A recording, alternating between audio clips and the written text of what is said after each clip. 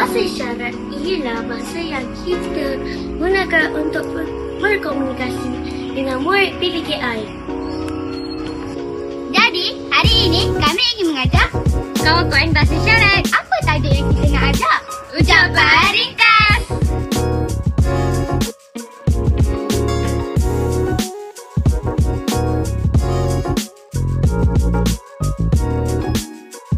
Assalamualaikum. Assalamualaikum.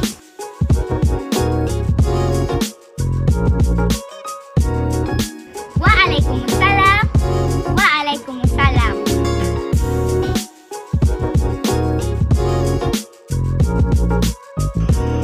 Selamat pagi. Selamat pagi.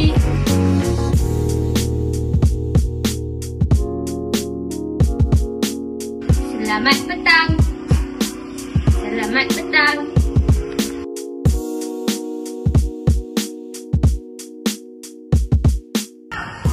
Selamat sejahtera. Selamat sejahtera.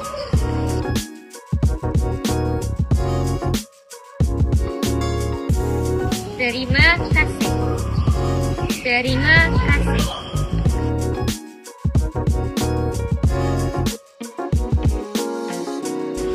Sama-sama. Sama-sama. Itu saja daripada MySpace TV. Jumpa lagi pada episod